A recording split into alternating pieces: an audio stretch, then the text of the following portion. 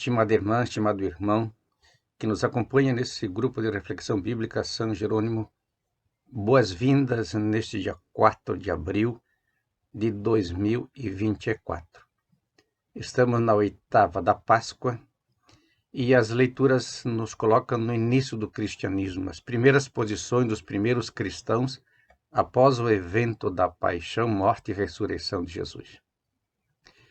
Para a reflexão de hoje, optamos pelo texto do livro dos Atos dos Apóstolos, no capítulo 3, versículos 11 a 26. Nesse texto, temos o segundo discurso de Pedro no livro dos Atos. Pedro faz 4 discursos no livro dos Atos. O primeiro no capítulo 3, 1 a 10. O segundo é do capítulo 3, 11 a 26, o texto de hoje. O terceiro é no capítulo 4, versículos 8 a 12. E o quarto discurso é no capítulo 5, versículos 29 a 33. Em todos esses discursos, Pedro afirma a mesma tese. Deus enviou seu Filho como gesto de amor, de compaixão e de redenção para o mundo. Mas vós o rejeitastes, o matastes, o crucificastes, vós negastes o autor da vida. Que fica claro isso. Deus não enviou seu Filho para ser morto. Deus não enviou seu Filho para ser crucificado. Deus enviou seu Filho como gesto de amor supremo. Aqui temos toda a teologia joanina. Temos toda a teologia de Paulo na carta aos Filipenses. Alicerçam, solidificam e fundamentam essas mesmas teses do discurso de Pedro. Deus enviou seu Filho para redimir o mundo. Aliás, no Evangelho de João, o Filho não veio para julgar o mundo, o Pai não julga o mundo, quem julga o mundo é a palavra, ou seja, acolher ou não acolher.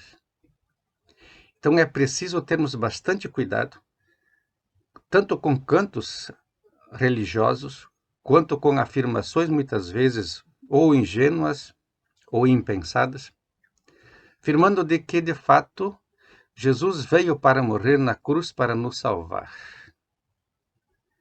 A cruz é o instrumento, o suplício pior que a humanidade já inventou para castigar, não em nome do amor, mas em nome do ódio. Ainda para reforçar essa tese, se nós quisermos, temos todas as profecias de Jesus preparando os discípulos para os eventos de Jerusalém. Jesus nunca disse que o Pai, que os anjos iam crucificá-lo. Jesus sempre preparou os discípulos dizendo: vamos a Jerusalém, lá o Filho do Homem será negado, será rejeitado e será crucificado.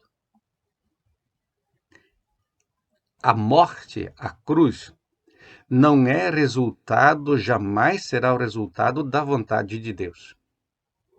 A cruz é o resultado da maldade humana, do pecado. E aqui, claro, as teses de Paulo, as teses dos discursos de Jesus nos evangelhos. Começando em Mateus, por exemplo, com a parábola dos assassinos, dos vinhateiros assassinos. Então, a paixão é resultado do pecado e não da vontade de Deus.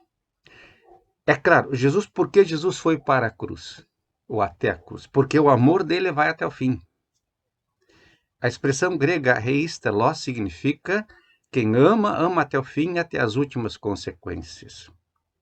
Nesse mesmo caminho encontramos os mártires, os apóstolos, os santos, que vão amando até o fim, até as últimas consequências, mas não por vontade deles, nem por projeto de Deus.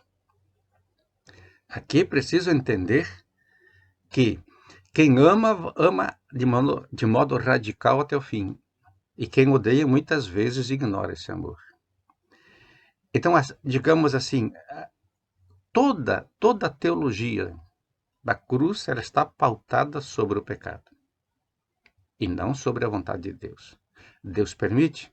Temos lá toda aquela alegoria do livro de Jó, naquele diálogo no começo do livro, onde de fato Deus permite que Satã exerça o seu papel de maligno, mas não é Deus que vai castigar. Então é interessante entender esses discursos de Pedro nos Atos dos Apóstolos. A partir disso também podemos fazer todo um resgate da teologia do Novo Testamento.